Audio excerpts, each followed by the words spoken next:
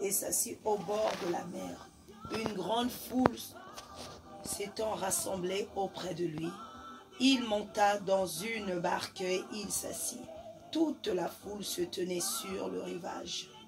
Il leur parla en parabole sur beaucoup de choses et il dit, un semeur sortit pour semer. Comme il semait, une partie de la semence tomba le long du chemin.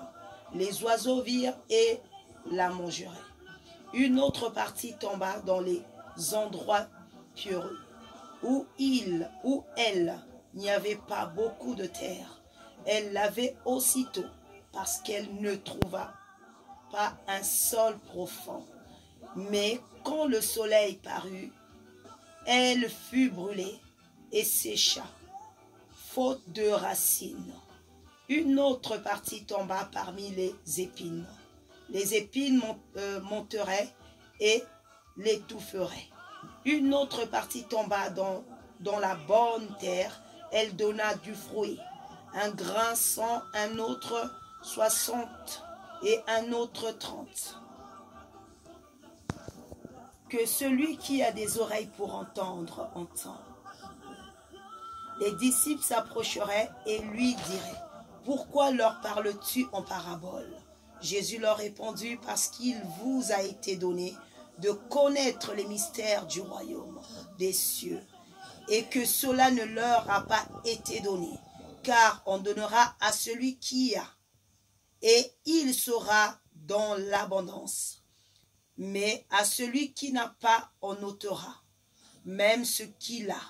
C'est pourquoi je leur parle en parabole, parce qu'en voyant qu'ils ne voient point et qu'ils n'entendent-ils, non.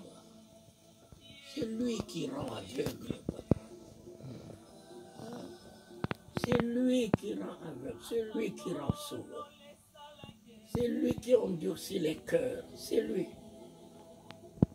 Le salut là, c'est lui-même, c'est lui-même. Continue. Ils n'entendent ni ne comprennent. Oui. Et pour eux s'accomplit cette prophétie d'Isaïe. Vous entendrez de vos oreilles et vous ne comprendrez point. Amen. Vous regarderez de vos yeux et vous ne verrez point. Amen. Car le cœur de ce peuple est devenu insensible. Ils ont endurci leurs oreilles et ils ont fermé leurs yeux, de peur qu'ils ne voient de leurs yeux, qu'ils n'entendent de leurs oreilles, qu'ils ne comprennent de leur cœur, qu'ils ne se convertissent et et que je les guérisse. C'est exactement la nature de le père de tes enfants. Exactement. Exactement. C'est lui le Seigneur. De tout ce que tu fais pour lui, la prière, l'exhortation, les miracles qu'il voit au travers de ta vie, mais niet, il s'endurcit, il se ferme. Les enfants viennent avec la Bible, lui disent, papa, c'est ça, c'est ça, c'est ça. Il refuse. Mais ce n'est pas de lui. Et puis ce n'est pas de nous d'être sauvés. C'est une grâce que nous ne mesurons pas ce que c'est. Une grâce, les gens parlent de faveur, mais c'est au-dessus de la faveur. La grâce n'est pas une faveur, la grâce c'est Jésus lui-même. Qui sauve qui il veut, qui guérit qui il veut, qui se révèle à qui il veut. Il dit de peur qu'ils se convertissent et que moi je les sauve. Tu vois, s'ils arrivent à la conversion, il va les sauver. Mais il ne veut pas du tout qu'ils arrivent à la conversion. Donc le salut. Et lui-même, à qui bon lui semble. Le salut n'est pas à la portée de tout le monde. Même les gens qui prêchent, après avoir prêché, ils te prennent, ils te jettent dans l'enfer. Il t'a simplement utilisé, c'est tout pour que cela soit fait, mais à la fin. Oui, termine. Vous donc écoutez ce que signifie la parabole du semeur. Lorsqu'un homme écoute la parole du royaume et ne la comprend pas, le malin vient et enlève ce qui a été semé dans son cœur. Cet homme est celui qui a reçu la sémence le long du chemin. Celui qui a reçu la sémence dans les endroits pierreux. C'est celui qui entend la parole et la reçoit aussitôt avec joie. Mais il n'y a pas de racine en lui. Même il manque de persistance. Et dès que survient une tribulation, une persécution à cause de la parole, il y en trouve une occasion de chute. Celui qui a reçu la sémence par les épines, c'est celui qui entend la parole, mais moi qui les soucis du siècle et à la séduction des richesses, étouffer cette parole et la rendre infructueuse. Celui qui a reçu la sémence dans la bonne terre, c'est celui qui entend la parole et la comprend et porte du fruit, et un grain donne 100, un autre 60, un autre 30. Il leur proposa une autre parabole et il dit: le royaume des cieux est semblable à un homme qui a semé une bonne sémence dans son champ. Mais pendant que les gens dormaient, son ennemi vient, sema de la livre parmi le blé, parmi le blé et son âne. Lorsque l'herbe eut poussé et donna du fruit, livre, comment tu dis ça? C'est quoi livre?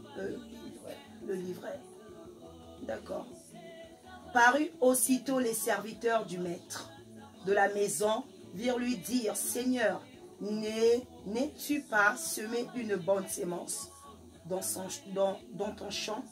D'où vient donc qu'il y a 2 livres? Il leur répondit: c'est un ennemi qui a fait cela.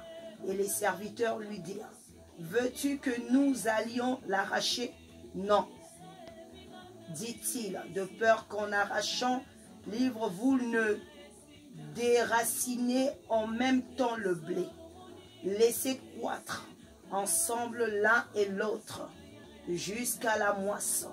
Et à l'époque de la moisson, je dirai aux moissonneurs: arrachez d'abord livre et liez-la en gerbe pour la brûler, mais amassez le blé dans mon grenier. Il leur proposa une autre parabole et il dit: le royaume des cieux est semblable à un grain de sénévé, que un homme a pris et sema dans son champ.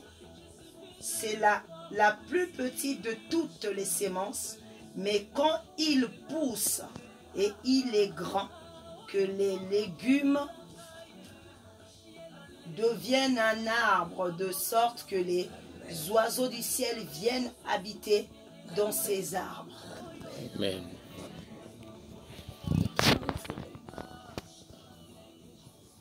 Je continue. Oui. Il leur dit cette autre parabole: le royaume des cieux est semblable à du levain, d'une femme a pris et mis dans 3 mesures de farine jusqu'à ce que la pâte soit toute levée. Jésus dit à la foule toutes ces choses en parabole.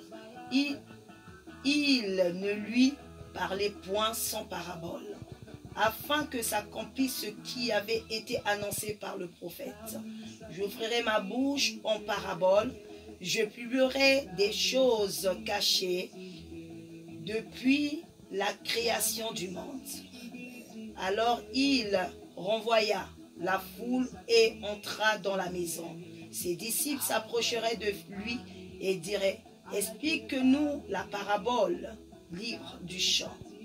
Il répondit, celui qui sème la bonne sémence, c'est le Fils de l'homme. Le champ, c'est le monde. La bonne sémence, ce sont les fils du royaume. L'ivre, ce sont les fils du malin. L'ennemi qui l'a semé, c'est le diable. La moisson, c'est la fin du monde. Les moissonneurs, ce sont les anges. Or, comme il arracha l'ivre et qu'on la jeta au feu, il en serait de même de fin du monde. Le Fils de l'homme renversera ses anges qui arracheront de son royaume tous les scandales et ceux qui commettent l'iniquité, et ils jetteront dans la fournaise ardente, où il y aura des pleurs, des grincements de dents. Alors les justes se rempliront comme le soleil dans le royaume de leur Père. Que celui qui a des oreilles pour entendre, entend. Le royaume des cieux est encore semblable à un trésor caché des champs. L'homme qui la trouve le cache. Et dans sa joie, il vendra tout ce qu'il a acheté. Ce champ. Le royaume des cieux est encore semblable à un marchand qui cherche de belles perles. Il a trouvé une perle de grand prix et il